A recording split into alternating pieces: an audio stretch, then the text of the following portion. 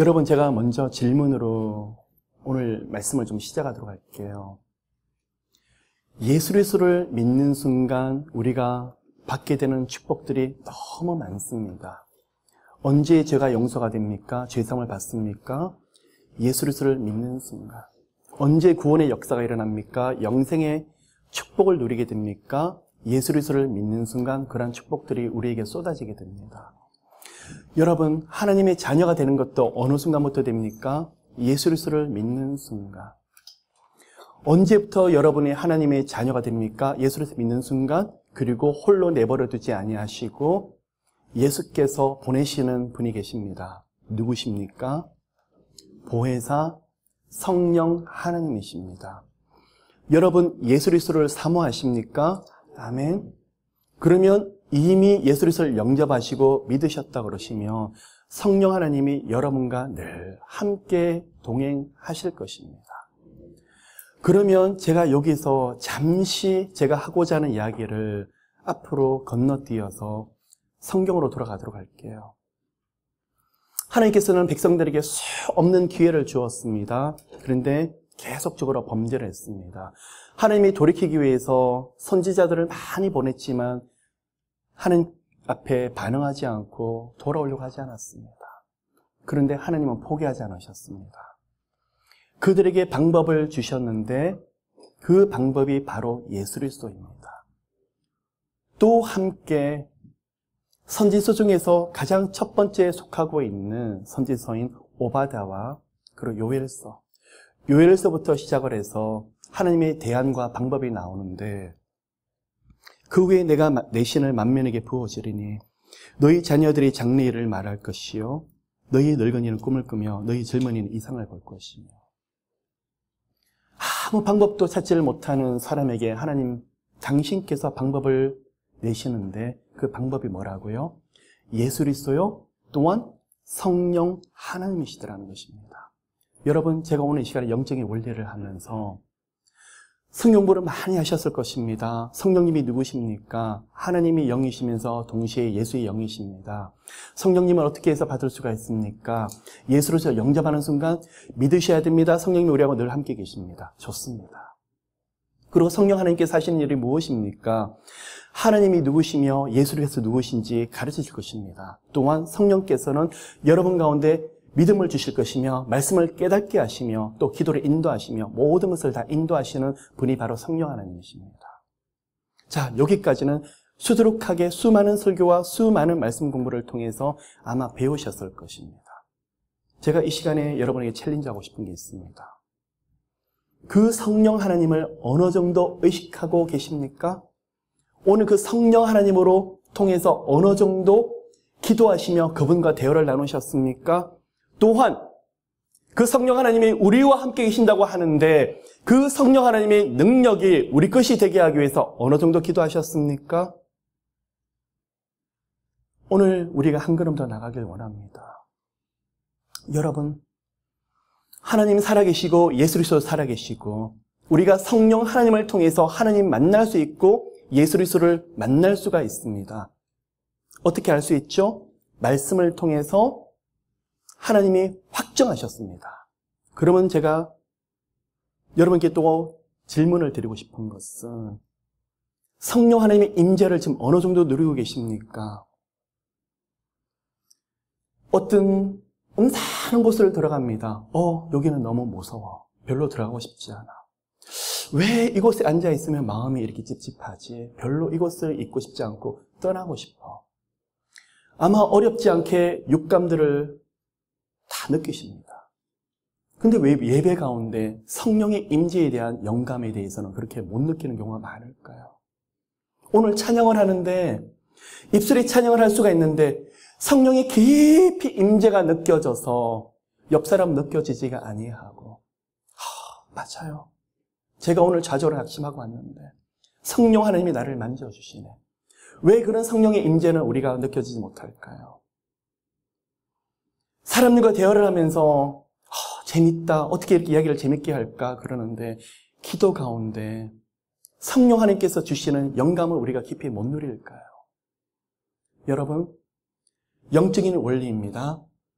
이제부터 성령 하나님을 깊이 누리시는 모두가 되시기를 예수 이름으로 축복합니다. 사모하십시오. 두 가지입니다. 첫째는 성령 하나님을 인정하셔야 됩니다. 두 번째, 성령 하나님을 깊이 사모하셔야 됩니다. 그리고 의식하시길 바랍니다. 성령 하나님 지금 어디 계실까요? 바로 여러분과 함께 계시는 것을 어떻게 알 수 있습니까? 말씀을 통해서. 좋습니다.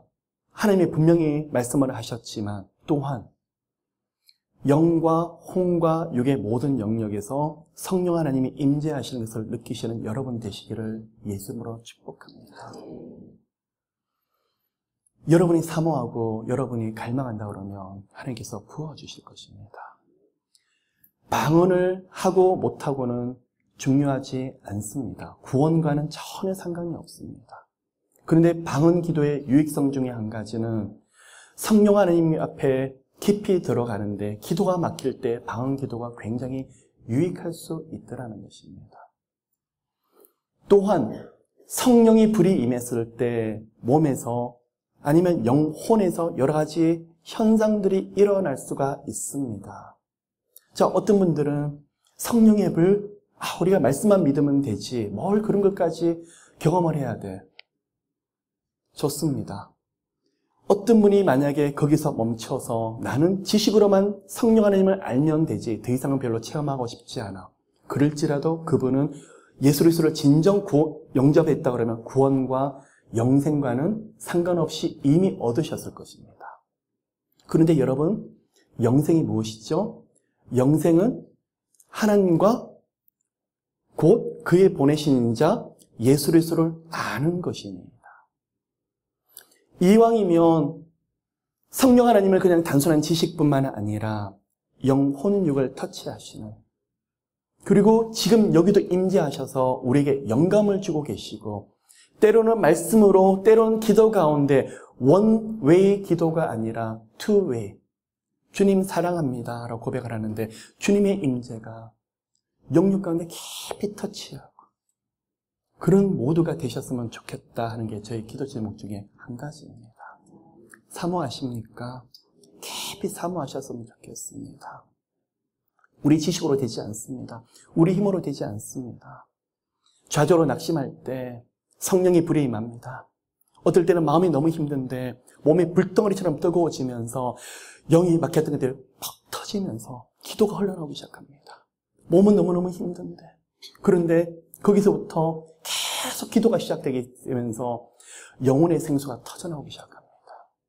이 세상이 감당할 수 없는 영적인 비밀이 그 가운데 있더라는 것입니다. 문자 그대로 성령의 바람도 사모해 보시길 바랍니다.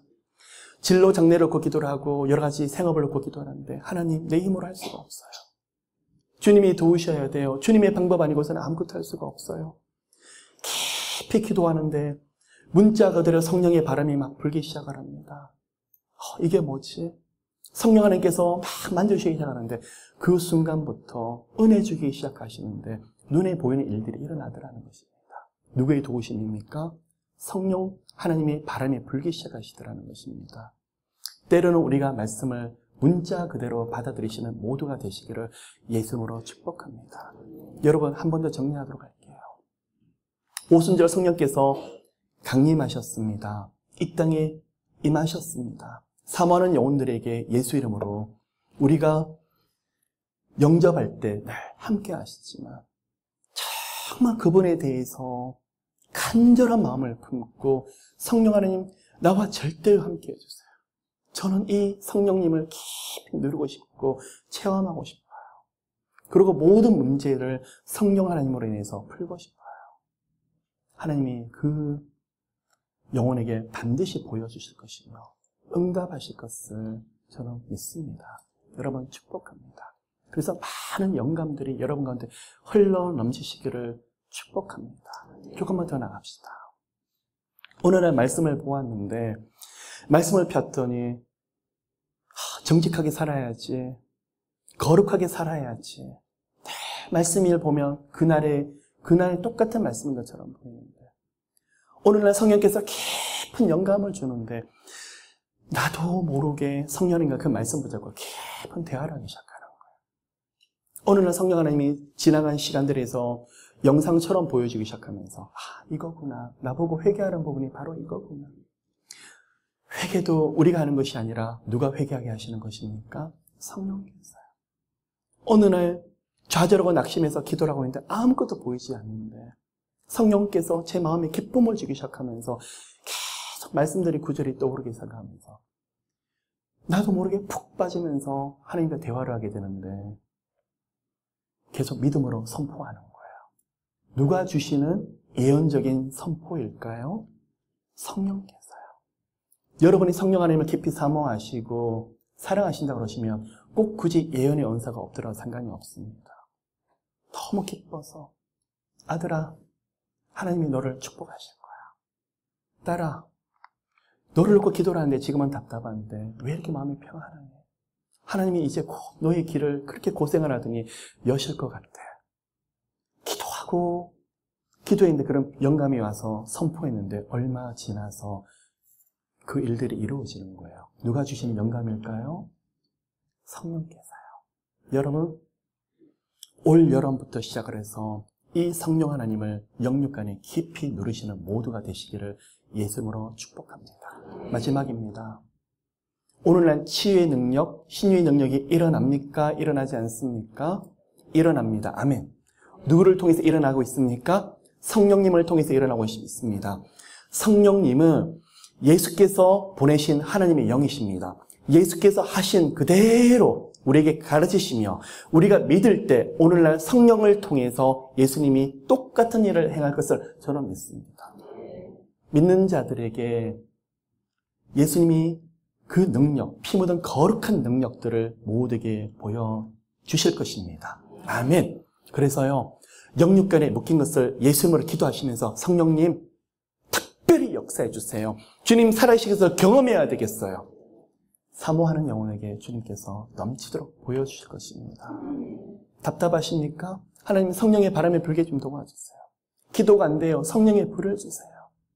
하나님 제게도 권능을 주셔서 지금까지 사탄의 역사가 너무 많았지만 이제는 마귀를 묶고 성경에서 하시는 놀라운 일들을 보게 좀 도와주시옵소서. 그런 역사가 모두에게 흘러넘치시기를 예수님으로 축복합니다. 오늘 말씀 한 구절을 보고 사사기를 나누도록 하겠습니다. 사사기 6장 12절. 여호와의 사자가 기드온에게 나타나 이르되 큰 용사여 여호와께서 너와 함께 계시도다. 아멘. 누구에 대한 이야기입니까? 여러분 잘 아시는 대로 기드온에 대한 말씀을 지금 하고 있는 것입니다. 자, 여러분, 제가 지난주에 강의를 할 때 드보라에 대해서 말씀을 나눴습니다. 그리고 하나님께서 드보라를 세우시고 드보라를 통해서 바락이라는 사람을 세우셔서 사장을 보시면 이전에 도저히 너무나 힘이 있어서 감당하지 못했던 하솔의 왕 야빈을 드보라와 바락이 주님께서 기름 부으셔서 승리하게 하셨습니다. 근데 5장에서는요, 제목이 지금 뭐라고 나와 있습니까? 드보라와 바락의 노래라고 나오고 있습니다. 여러분, 첫 번째 팁에 대해서 나누고 싶습니다. 하나님은 살아계시기 때문에 여러분의 부르짖는 기도에 하나님 반드시 응답하실 거예요. 보여주시는 일들이 되게 많으실 거예요. 그런데요, 중요한 게 있어요. 응답을 받기까지 매달리는 것은 신앙이 얕아도 믿음이 좀 부족해도 어느 정도 매달릴 수가 있어요. 그런데 진정한 신앙과 진정한 믿음은 언제 나타나느냐 그러면 응답 후에 나타나더라는 것입니다. 똑같은 두 사람이 하나님 제게 물질을 주세요. 자, 기도를 합니다. 그런데 A라는 사람은 응답을 받고 나서 세상으로 나가버립니다. 그러면 물질에 대한 응답을 받았지만 이것은 기복신앙이 되는 거예요. B라는 사람은 그것이 응답이 되었는데도 불구하고도 나는 하나님만 계시면 되는데 하나님, 저는 청직입니다. 어떻게 주님을 기쁘게 들으면 됩니까? 주님의 은혜주의 신앙으로 흘러가 버리더라는 것입니다. 5장을 보시면 승리 후에 이들이 지금 붙잡는 것이 무엇입니까? 찬양. 주님 앞에 감사해서 견딜 수 없더라는 것입니다. 만일 여러분이 수두룩한 간증, 주님이 수두룩한 여러분에게 스토리를 주셨으면 너무나 감사한데, 그런데 응답받고 나서 뒤돌아서서 세상으로 가버리거나 그리고 쉽게 그 부분에서 잊어버리는 분들이 너무 많더라는 것입니다. 그래서요, 정말 은혜를 하나님께서 계속 부어주시는 분들은 누구냐 그러면 조그마한 일들이 있는데도 감사해서 못 견디시는 거예요. 여러분, 하나님의 형상대로 우리를 만드셨다는데 하나님의 형상이 무엇입니까? 생각할 수 있고 판단할 수 있고 감정과 의지를 가질 수 있어요. 지적인 영역, 감정의 영역, 의지의 영역, 원래 누구의 영역입니까? 살아계신 하나님의 영역입니다. 우리가 하나님을 가까이 할 때, 가까이 한다는 것은 그냥 물리적으로 교회만 왔다 갔다, 그리고 기도의 자리에 물리적으로만 앉아있는 것을 말하지 않습니다. 어떻게 해요? 마음으로 어쩔 줄 모르는 거예요. 주님 고마워요, 감사해요. 하나님이 그런 사람은 결코 내버려두지 않을 것입니다. 5장을 통해서 우리가 배워야 되겠습니다. 작은 응답이라 할지라도 입술에서 계속 하나님 감사해요. 그리고 혼자만 하는 것이 아니라 가정에서 함께 나누십시오. 그 가정 살아서 움직이게 될 것입니다. 자녀들이 배우게 될 것입니다. 그 자녀들이 바디 메모리가 되어서 작은 일에도 감사할 때 하나님의 큰 일로 감사하게 하실 것입니다. 그런 기적과 이적들이 여러분 가운데 흘러 넘치시기를 예수 이름으로 축복합니다. 오늘 6장으로 넘어가도록 하겠습니다. 이스라엘 자손이 또 여호와의 목전에 악을 행하였으므로, 자, 이 악이라는 게 다른 것이 아니라 도덕적인 윤리적인 범죄가 아니라 무엇보다도 우상 숭배가 가장 큰 문제였는데, 이 우상 숭배의 문제가 무엇이냐 그러면 하나님을부터 마음이 멀어지는 거예요. 그래서 무엇이 문제입니까? 5장 31절을 보시면 40년 동안 태평했는데 지난주하고 똑같죠? 평안이 아니라 너무 편안하다 보니까 하나님을 잊어버리고 잃어버리고, 그리고요, 하나님의 마음을 떠나버리더라는 것입니다. 자, 지금도 보니까 여호와의 목전에서 악을 행하여서 우상 숭배를 하기 시작했습니다. 하나님께서 몇 년 동안요? 7년 동안 그들을 누구 손에 붙이셨습니까? 미디안 손에. 여러분, 제가 질문을 합니다. 하나님 미워서 이러십니까? 재앙을 주기 위해서 이러실까요? 재난을 주기 위해서요? 나를 믿지 않기 때문에 내가 너에게 어떻게 하나 그걸 보기 위해서요? 그게 아닙니다. 하나님께서 이런 환경을 통해서 보여주고 싶으신 게 있어요. 바로 하나님의 마음이에요. 백성들이 하나님부터 마음이 멀어지기 시작할 때 하나님의 마음이 어떨까요? 상하고 찢어지고 마음이 무너지는 그 마음들을 뭘 통해서 보여주고 있는 것입니까? 현실을 통해서 보여주고 있더라는 것입니다. 여러분, 건강이 안 좋으십니까? 아니면 여러 가지 진로 장래가 막히십니까? 아니면 자녀들이 힘들게 합니까? 거기에 대한 이유에 대해서는 쉽게 발견하지 못할 수 있습니다. 꼭 우상 숭배가 아니더라도. 그런데요, 진정 은혜가 뭔지 압니까? 그곳에서 회개가 터져 나오고 그곳에서 하나님 마음이 느껴지며 어느 날 아들, 딸들이 애를 먹이고 있는데, 맞아, 저 모습이 하나님의 내 모습이야. 아들, 딸을 향해서 화를 내고 분노하고 있다가 어느 순간에 내 모습을 바라보면서 회개하기 시작하는 거예요. 그럼 그것이 무엇이라고요? 바로 은혜더라는 것입니다. 미디안을 통해서 바로 앞에 보면 메소포타미아 왕을 통해서, 블레셋 왕을 통해서 지금 하나님이 뭘 하시는 거예요? 왜 하나님이 여러분을 가만히 두지 않으시고 때로는 마귀를 격동시켜서 여러분을 건드릴까요? 하나님 마음을 좀 깨닫게 하려고요. 사랑하는 자일수록 하나님 가만히 내버려 두질 않아요. 편안하면 저도 모르게 잠들어 버리더라는 거예요. 어떤 잠요? 영적인 잠. 그래서 하나님께서 일을 주시면서 내가 하나님 앞에 태도가 이렇구나. 내가 이렇게 할 때 하나님 마음이 이렇겠구나. 그것을 배워나가는 게 뭘까요? 누가 이렇게 하시는 것입니까? 성령께서요. 그걸 통해서 성장하게 하시고 성숙하게 하시더라는 거예요. 그런데 하나님 앞에 돌이키면 보시면 아시겠지만 고난의 시간은 짧지만 하나님께서 평안의 시간은 2배, 3배로 주시더라는 것입니다. 40년 동안 편했습니다. 몇 년 동안 다시 미디안 족속에게 붙이십니까? 7년 동안 붙이시죠. 미디안이 누구입니까? 여러분, 미디안이 누구일까요? 아브라함이 그 아내 사라가 죽고 나서 그두라라는 여인과 후처를 맞이해서 재혼했습니다. 그의 4번째 아들이 바로 미디안입니다. 미디안이 언제 나옵니까? 요셉이 웅덩이에서 애굽으로 팔려 나오는데 미디안 상거, 거기서 미디안이 처음 등장하기 시작합니다. 또 언제 나오죠? 여러분 잘 아시는 대로 모세의 장인이 바로 미디안 족속의 제사장 이드로였습니다. 그런데요, 지금 보시면 누가 지금 괴롭게 합니까? 기드온 시대 때 미디안 족속이 지금 괴롭게 하는데, 자, 그러면 지금 시간이 사사기 초기일까요? 중기일까요? 후기일까요? 적어도 사사기가 뒷장으로 가면 많이 남아있기 때문에 후기는 아닐 거예요.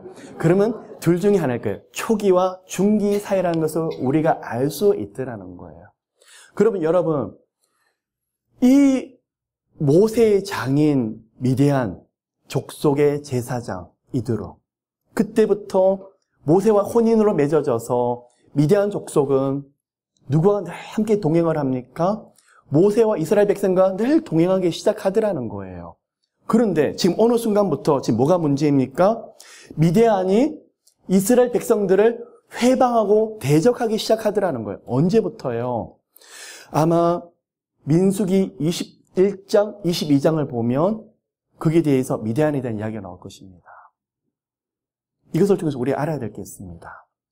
사람을 붙이기도 하고 떼시기도 하시는 분이 누구실까요? 여호와 하나님. 사람을 믿을 존재가 됩니까? 되지 않습니까? 사람은 결코 그를 믿을 만한 대상이 되지 않더라는 거예요. 기대의 대상이 되지 않더라는 거예요. 다만 사랑의 대상일 뿐이더라는 거예요. 미디안 족속과 늘 함께 계다가 모압 땅으로 왔다가 모압 왕이 발락이라는 사람이 발람 선지자를 통해서 백성들을, 어떻게 하면 이스라엘 백성들을 저주를 할까? 처음에 신의 이름을 통해서 저주하려고 했지만 그게 되지 아니하니까 유혹을 하기 시작합니다. 그래서 그 유혹을 하기 위해서 누구를 사용을 합니까? 발람을 사용을 하는데, 음행을 하기 위해서 누구를 먼저 유혹을 하냐 그러면 미디안 장로를 유혹을 해서 미디안 사람들이 어디로 넘어가기 시작합니까? 모압 왕에게 넘어가기 시작하더라는 거예요. 그러면 이 미디안은 누구를 통해서 동맹을 맺었는데요? 모세를 통해서 결혼 동맹을 맺었던 사람 족속이었는데도 불구하고도 자신의 유익 때문에 떠나버리더라는 거예요. 언제요? 광야 생활 말기쯤이에요. 그러면 이것을 통해서 우리가 알 수 있는 게 있어요. 믿었던 그 어떤 것도 하나님 보시기에 우상이 될 수 있더라는 거예요. 그래서 하나님이 딱 떨어뜨려 버리시는데, 지금 보시면 훗날 앞에서 좋았던 추억들은 다 잊어버리고 어떻게 합니까? 누구보다도 이스라엘을 핍박하는 족속이 되어버리더라는 것입니다. 여러분, 이 시간에 좀 정리하도록 할게요. 여러분이 만일 어떤 사람이 저 사람하고 비즈니스 하면 되겠지, 내가 저 사람에게 좀 의지를 하면 저 사람은 나를 배신하지 않을 거야. 천만의 말씀요. 하나님의 방법은요, 내가 의지하는 사람을 통해서 결코 일어나질 않아요. 왜요? 그 사람을 통해서 응답을 하면 하나님이 드러나지 않기 때문에요. 적어도 저한테는 그러셨어요. 제가 기대하고 바랬던 그것은 하나님이 철저하게 막으시고 생각지 못했던 것을 통해서 막으실 때 뭐라 하죠? 엎드려서 기도하더라는 거예요. 아, 이거구나. 어떨 때는 말로 수두룩한 약속을 받았지만 그 사람이 돕고 싶어도 도와줄 수 없는 형편과 상황이 되어버리더라는 거죠. 이 또한 누가 허용하신 거죠? 하나님께서요. 다시 우리 돌아갑시다. 누구를 의지합니까? 믿는 사람이 있습니까? 그러면 그 또한 우리에게, 만약에 우리가 믿음의 대상이 된다 그러면 하나님께서 그거를 흩어버리시고 누구만 의지하게 하신다는 것입니까? 여호와 하나님을 의지하도록 하나님 하시더라는 거예요. 미디안 족속이 다시 공격을 했었을 때 6장 2절에 보면 이 백성들이 어디로 갑니까? 너무 고통스러우니까 산에서 구멍과 굴과 산성을 자기를 위하여 만들었으므로. 제가 이것을 통해서 깨달은 말씀이 있습니다. 예수 이름을 전하다가 핍박이 와서 어딜 몸을 숨기면 모를까? 지금 뭐라고 했죠, 이 백성들이요? 하나님 주셨던, 정복하라고 주었던 그 땅을, 하나님이 찾으라고 그 땅을 뺏겨서 어디로 들어가 있습니까? 산으로 들어가고 굴로 들어가고 산성으로 몰래 들어가 버리더라는 것입니다. 어쩌면 오늘날 우리의 모습일 수 있더라는 것입니다. 무엇일까요? 우리가 의지하는 것을 철저하게 하나님께서 내려놓게 하더라는 것입니다. 어떤 분이 목사님 함께 하고 싶어요. 이거 도와드리고 싶어요. 참 감사하죠. 근데 훈련이 되다 보니까 제 마음속에 딱 제어가 돼요. 그 동안 하나님이 하셔야죠. 기도는 하겠지만 그 동안 하나님이 하셔야죠. 그래서 그분에 대해서 축복을 하지만 제 눈이 그분을 향하지 않도록 하나님께서 제어를 시키시더라고요. 사람에 대해서 여러분 너무 기대하지 마시길 바랍니다.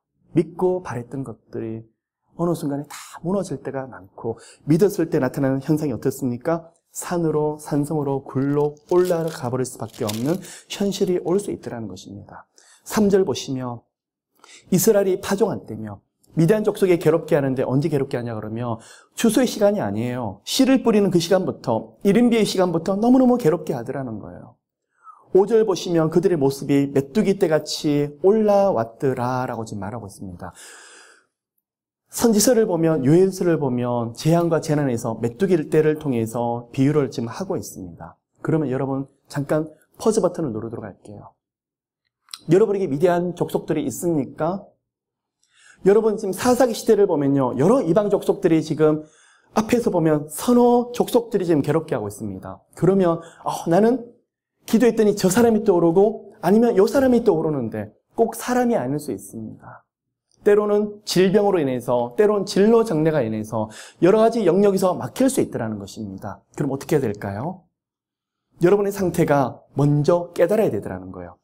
6장 6절에 뭐라고 나와 있습니까? 이스라엘이 미디안을 인하여 미약함이 심한지라. 이 미약함이 원어가 쇠약하다라는 이야기를 지금 하고 있습니다. 그럴 때 백성들이 어떻게 하죠?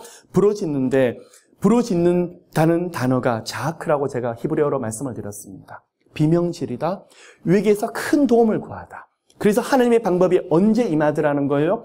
아무리 우리가 우상 숭배를 하고 아무리 하나님의 마음을 아프게 하더라도 하나님의 은혜가 임하는 방법이 있는데 바로 그것이 기도였는데 여기에 대해서는요, 이 부러진다는 건 목소리만 크게 한다는 게 아니라 온 마음과 뜻과 정성을 다해서 정말 요 하나님밖에 없는 것처럼 울부짖는 것을 자아크라 지금 하고 있더라는 것입니다.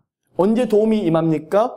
요한 앞에 절규하며 부르짖을 때 그 은혜와 그 능력이 임하더라는 거예요. 그런데 여러분, 부르짖었는데 오늘은 8절부터 11절까지 10절까지 무슨 말씀하고 있냐 그러면 바로 사사를 건져주지 아니하시고 선지자를 보냈는데 너희들에게 왜 이런 어려움들이 왔는지를 아니. 10절에 너희가 내 목소리를 청종치 아니하였느니라 하셨다 하니라.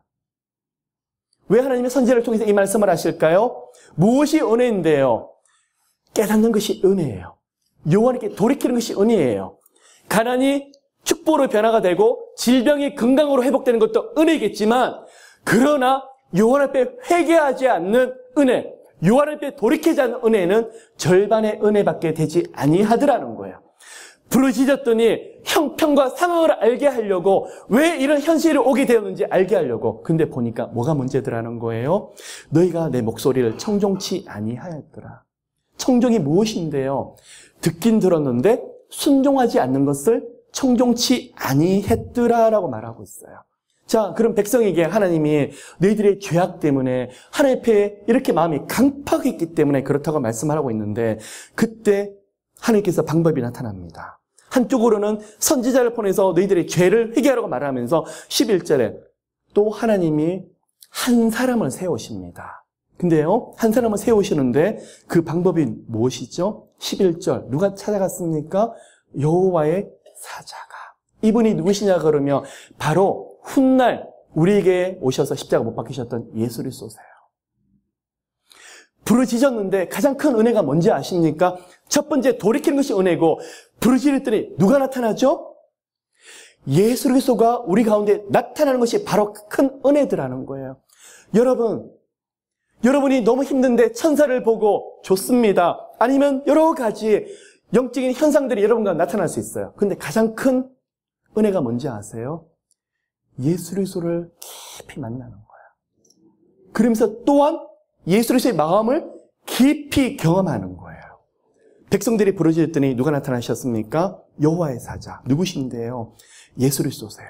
그런데 이때 누구에게 나타나냐 그러면 기드온에게 나타났는데 이 기드온이 지금 무엇을 하고 있냐 그러면 6장 11절에 보니까 미디안 사람에게 알리지 아니하고 밀을 포도주 틀에서 타작하더니 밀타작 마장은 굉장히 넓어요. 그런데 넓다 보니까 소리도 시끄럽고 그러는데 포도주 틀은 제가 이것을 조사하다 보니까 알 수 있는 게 꼭 우리나라 재래식 화장실 같아요. 조그만해요. 소리도 나지도 않아요. 기드온이 누가 아직 무서워서 포도주 틀에서 밀을 지금 하고 있는 것이죠? 타작을 지금 하고 있는 것이죠? 미디안 족속들이 무서워서. 한 가지 팁을 또 나누죠. 요 하나님을 경외하지 않을 때 사람이 두렵습니다. 요 하나님의 은혜가 이루어질 때 상황이 두렵기 시작을 합니다. 은혜가 회복되기 시작하면 일당백처럼 마음이 강하고 담대해서 다시 일어날 수 있습니다. 왜 기드온이 이렇게 약해졌을까요? 그 은혜를 잃어버렸기 때문에요. 그런데 12절 보니까 여호와의 사자가 기드온에게 뭐라고 말하죠? 큰 용사예요. 기뻐로 헤아리라고 해서 능력 있는 자라고 말을 합니다. 큰 용사예요. 여호와께서 너와 함께 계시도다. 여러분 이상하지 않습니까? 미디안 족속이 너무나 무서워서 포도주 틀에서 지금 밀타작을 지금 하고 있는데 그에게 하나님의 사자, 예수님이 지금 뭐라고 말씀하고 있죠? 큰 용사예요. 누가 떠오릅니까? 시몬의 아들 베드로야, 네가 나를 사랑하느냐? 바로 얼마 전에 예수님을 부인했던 베드로였는데 내 양을 치라. 똑같은 거예요. 그러면 그것을 누가 하시더라는 거예요? 사람이 하는 것이 아니라 앞으로 예수께서 하나님이 친히 그것을 해버리시겠다는 거예요. 어떻게 해요? 큰 용사로 만들어버리겠다는 거예요. 여러분을 일으키시겠다? 누가 일으키신다는 거예요? 살아계신 성령 하나님께서 여러분이 문을 여신다 그러면 여러분이 하시는 것이 아니라 성령 하나님이 그 일들을 하시더라는 거예요. 그런데 기드온이 두 가지 질문합니다. 여호와께서 함께 계시면 어찌하여 이 모든 일이 우리에게 미쳤나이까? 두 번째, 애굽에서 그러한 기적들이 일어나는데 왜 우리에겐 기적이 없습니까? 고난에 대한 이유를 묻고 있습니다. 또 두 번째, 예전에는 하나님이 그런 기적과 이적을 베푸셨다면서요. 왜 그런데 지금은요? 그런데요, 진짜 질문을 해야 될 게 있어요. 하나님, 우리가 하나님 마음을 어떻게 아프게 해드렸죠? 하나님, 어떻게 이것이 회복돼야 되죠? 그런 것이 아니라 두 가지, 고난 가운데 어찌 하나님 내버려 두시죠? 하나님, 이전에 그렇게 왜 지금 하지 않죠? 영적으로 둔감해지고 영적으로 영감을 잃어버리니까 강팍해지는 상황이 지금 기드온이 볼 수 있다는 거죠. 질문 자체가 지금 잘못되고 있는데 그런데 예수님의 대답이 뭔지 아십니까? 기드온아, 너 왜 그랬어? 너 하나님께 이런 범죄를 저질렀잖아. 그렇게 대답하지 않아요. 무엇을요? 15절, 14절. 여호와께서 그를 돌아보아 가라사대 너는 이 내 힘을 의지하고 가서 이스라엘을 미디안 손에서 구원하라. 내가 너를 보낸 것이 아니냐. 우리 하나님의 사랑이 바로 이런 건 것 같아요. 때로는 우리가 수없이 넘어지는데 내 모습과 내 꼬라지를 알지 못하고 하나님 앞에 가서 항변하고 언제까지요? 그렇게 하는데 하나님이 거기서요. 너는 왜 회개하지 않니? 너는 거기서 왜 내게 돌이키지 않아? 야단치지 않으세요. 그리고 뭐를 말씀하시죠? 똑같이 말씀을 하세요. 14절 다시 일어나라. 여호와의 힘을 의지해서 다시 일어나서 가라? 하나님이 마치 동문서답하는 것처럼 보여요. 왜 그런지 아세요? 때로는 지금 말씀을 해도 우리가 못 깨달으니까. 우리가 회개하려고 해도 못 알아듣고 깨달으니까. 그래서 어떻게 하려고요? 은혜 주시려고. 하나님 경험하게 하시려고. 여러분, 회개도 우리 마음대로 되지 않아요. 우리가 하나님 알고 싶어도 우리 마음대로 되지 않아요. 누가 보여주셔야 되죠? 여호와 하나님이 여러분을 경험시켜 주셔야 돼요. 여러분을 체험시켜 주셔야 돼요. 그게 무엇이죠? 말씀을 경험하는 거예요. 그래서요, 오늘 수두룩하게 살아계신 성령 하나님 보여주세요. 경험하고 싶어요. 말씀을 드려요. 이건 기복이 아니에요. 성령께서 일으켜주시는 그 응답하시는 그 시간들을 통해서 뭘 배우는 데죠? 하나님 마음. 그리고 나중에 그 응답을 받고 어떻게 나 같은 죄인에게 이런 응답을 주셨을까? 무릎 꿇게 되더라는 거예요. 그런 체험들이, 그런 응답들이 여러분 가운데 수두룩하게 있으시기를 예수님으로 축복합니다. 근데 15절 그 말을 듣자마자 내가 무엇으로 이스라엘을 구원하리까? 보소서 나의 집은 문화재 중에서 극히 약하고 나는 내 아비 집에서 제일 작은 자니이다. 기드온이 지금 하나님 앞에 동문서답하는 것처럼 보였지만 하나님이 이 아들을 왜 택하셨을까? 이 사람을 왜 하나님께서 사사를 세우실까? 한 가지, 나는 못해요. 나는 할 수 없어요. 나는 너무나 작은 자예요. 누구를 바라보죠? 여호와 하나님을 바라보더라는 거죠. 그것이 바로 하나님 보시기에 겸손이라고 표현하고 있더라는 것입니다. 여러분, 오늘 우리가 하나님 능력을 경험하기 위해서 해야 될 게 있어요. 나의 집은, 나의 가정은, 나는 아무것도 할 수 없는 그런 존재입니다. 미천하고 너무 낮은 자입니다. 그런 겸손한 자를 하나님께서 결코 내버려 두지 아니하시고 응답하세요. 16절. 내가 반드시 너와 함께 하리니. 겸손하는 자에게 주신 은혜가 무엇일까요? 하나님이 동행하신다는 거예요. 하나님이 함께 하신다는 거예요. 이런 은혜가 함께 하시기를 예수 이름으로 축복합니다. 그래서 교만한 자에게 하나님이 대적하시고 겸손한 자에게 하나님의 은혜를 주시는데 그 은혜 중에서 가장 큰 은혜가 무엇이냐 그러면 하나님이 함께 계신 은혜예요. 여러분, 성령께서 임마누엘 하시는 하나님 늘 함께 하실 거예요. 근데 거기 멈추지 않았으면 좋겠어요. 우리 지식이 아니라 이 살아계신 하나님이 삶 가운데 눈에 보여지는 영육간의 역사가 있으시기를. 그래서 여러분을 보았을 때 팔딱팔딱 뛰는 그냥 꿈이 없는 사람이 아니라 예수님이 너무 좋아서 살아있는 그 감격들이 흘러넘치는 여러분 모두가 되시기를 예수 이름으로 축복합니다. 하나님이 함께 하시면 내가 미디안 사람을 치기를 한 사람 치듯 하리라고 말을 하는데 기드온이 뭐라고 말하죠? 주 되시는 표징을 내게 주소서. 표징, 옷들을 말하고 있습니다. 그러면 질문할 수 있습니다. 아, 기드온은 왜 하나님의 말씀을 이렇게 못 믿죠? 의심이 되게 많네요. 불신앙의 소유자네요. 그럴 수 있습니다. 그런데요, 기드온은 뭐가 있냐고 그러면 너무 믿음이 연약할 뿐만 아니라 자기 자신의 모습을 보면 도저히 감당을 못하겠거든요. 하나님, 저는 할 수가 없어요. 하나님 보여주세요. 하나님 함께 하시는 것을 보여주시며 저는 그 믿음 한 가지로 나가겠습니다 하는 것을 지금 그 표정을 원했던 거예요. 여러분 구하십시오. 때때로 여러분 쓰러지고 때로는 여러분이 넘어지고 그럴 때 주님 알아요.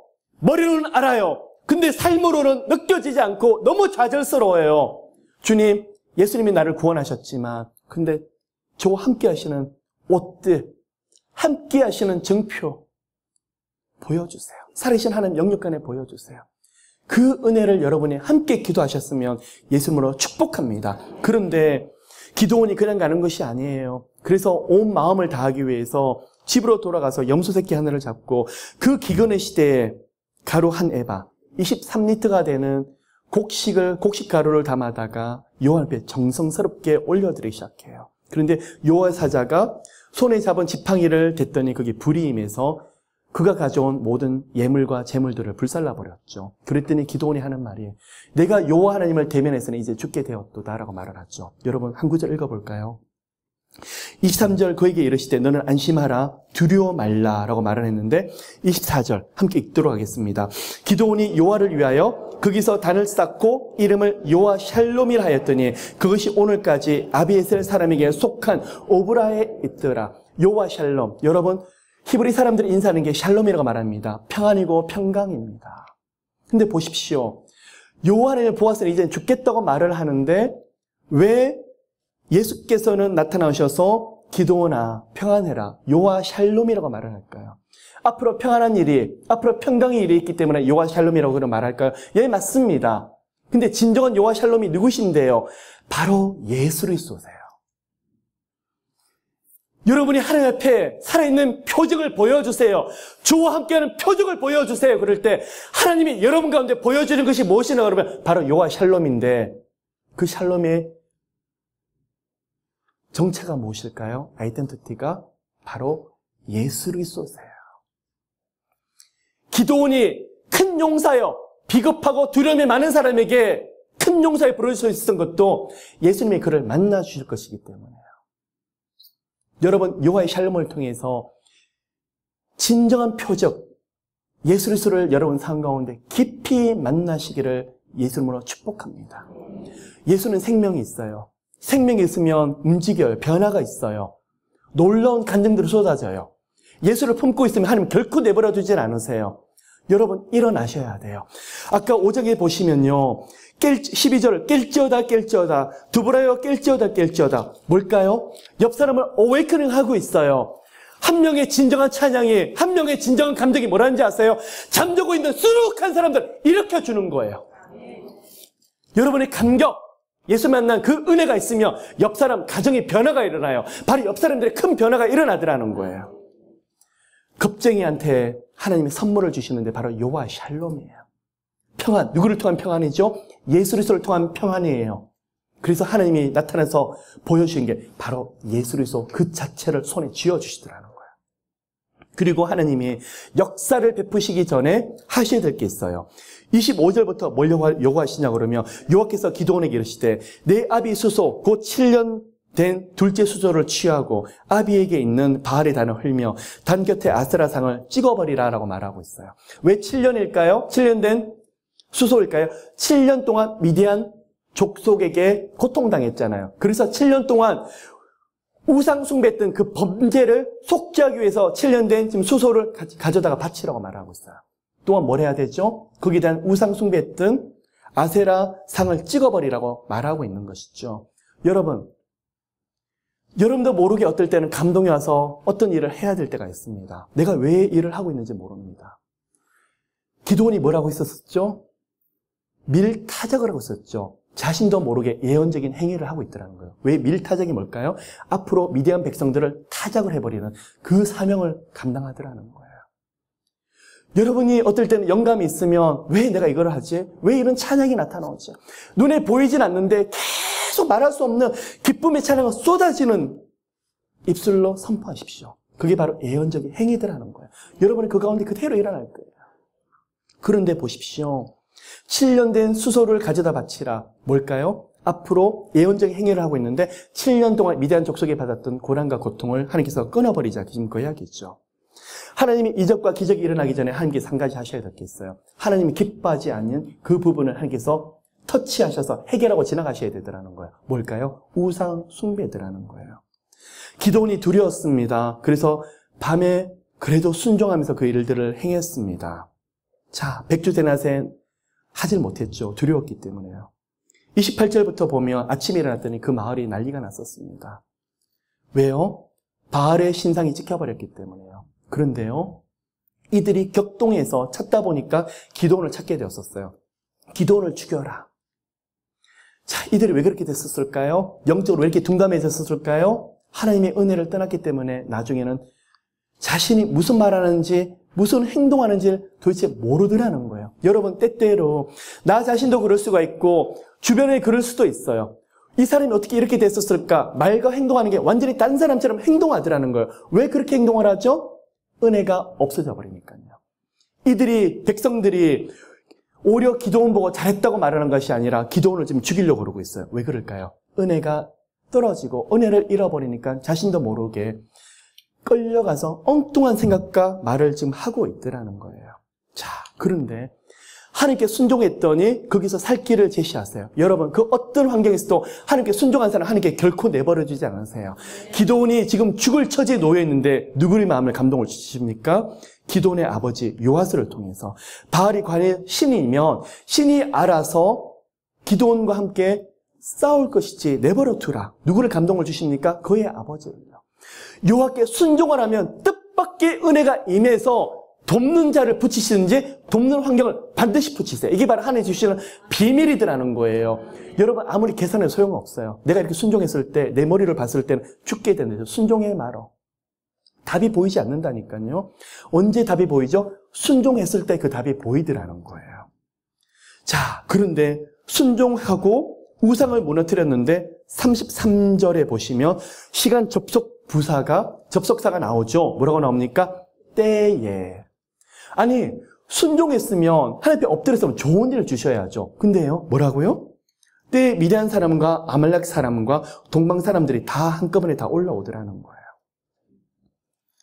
여러분, 이것이 바로 위장된 축복이라고 말을 합니다. 여러분이 순종하고 여러분이 하나님 앞에 엎드렸는데 정말 하나님이 기쁘게 하기 위해서 매달렸는데 생각지 못했던 어려움이 오더라고요. 기다리세요. 아직 불만 불평하지 마세요. 왜 그렇죠? 하나님 그 문제 해결하시려고. 어떨 때는 오랫동안 기도를 받으시고 하나님이 때가 돼서 그 문제를 터뜨리기 위해서 생각지 못하게 일들을 벌이세요. 정신없다. 그때는 하나님 내 기도가 어디로 갔죠?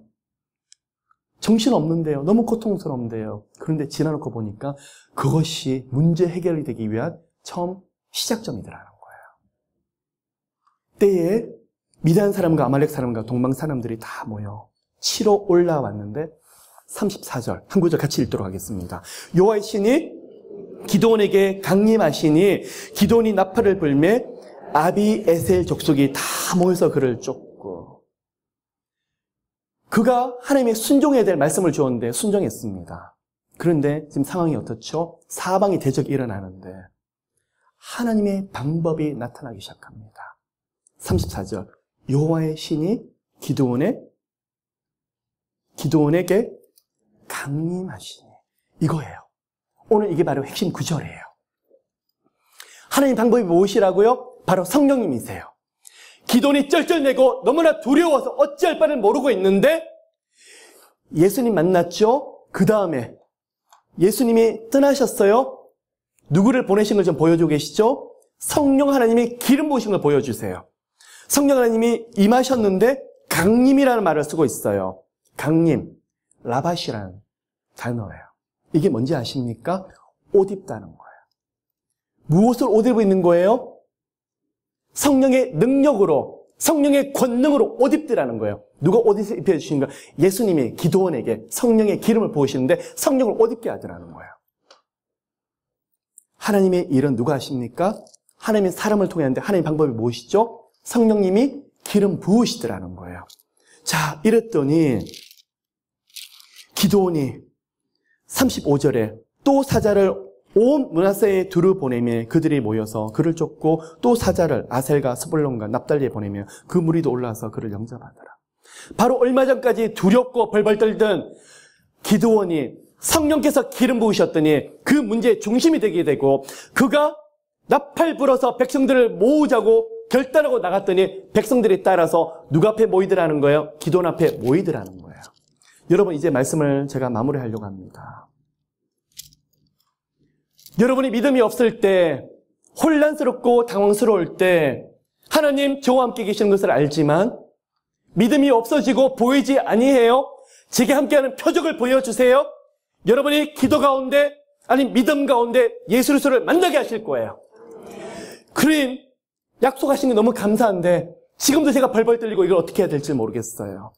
그럴 때 예수 그리스도의 영을 여러분 가운데 부어주실 거예요. 성령께서 이미 이 땅에 강림하셨지만 예수 그리스도의 영, 성령의 옷을 입히셔서 그동안 감당하지 못한 것을 감당하게 하실 거예요. 능력 주실 거예요. 살아계신 하나님이 일하시는 걸 보여주실 거예요. 그것이 뭐죠? 바로 성령의 권능이더라는 거예요. 백성들이 그렇게 고통 가운데 울부짖을 때 하나님의 방법이 바로 성령 하나님이시더라는 거예요. 여러분, 사모합시다. 성령의 임재를 사모하시고 성령의 능력을 사모합시다. 이것이 이 말씀을 통해서, 이건 이전 시대에만 있었던 일, 지금은 없는 일 아니에요. 지금도 믿는 자들에게는 성령 하나님이 똑같이 역사하실 거예요. 무엇을요? 주여 성령님 저희 가정에 기름 부어 주시옵시고 강림하여 주시옵시고 영육간에 주님께서 축복해 주시고 함께 해주세요. 주님 보여주실 거예요. 그러한 축복들이 여러분 가운데 함께 하시기를 예수 이름으로 축복합니다. 사랑의 주님, 고맙고 감사를 드립니다. 믿음이 없는 저희들에게 믿음 주시옵소서. 믿음이 없어서 주님 표적을 구하고자 하는 저희들 모두에게 예수 그리스도를 보여주시옵소서. 살아계신 예수 그리스도를 만나게 되면 큰 변화가 있습니다. 생명의 능력이 있게 될 것입니다. 하나님, 저희들이 그 문제들을 어찌 해결해야 할지 몰라서 쩔쩔매고 있을 때 성령님 저에게 기름 부으시고 성령의 옷을 입혀주셔서 성령 하나님, 이 말씀에서 일어났던 일들 저희들 모두의 앞에 보여주시옵시고 자녀들을 보여주시옵시고 교회에 하나님 나라에 큰 기둥같이 세워질 수 있는 저희들 모두 되게 도와주시옵소서. 그 어떤 문제가 있더라도 성령께서 강림하셔서 만져주시고 기름 부으시면 그 문제들 해결되게 될 것입니다. 축복합니다. 모두를 축복합니다. 이 말씀이 저희들 가운데 살아서 역사하는 말씀들 되게 좀 도와주시옵소서. 감사드리며 이 모든 말씀 살아계신 예수 이름으로 기도를 드립니다.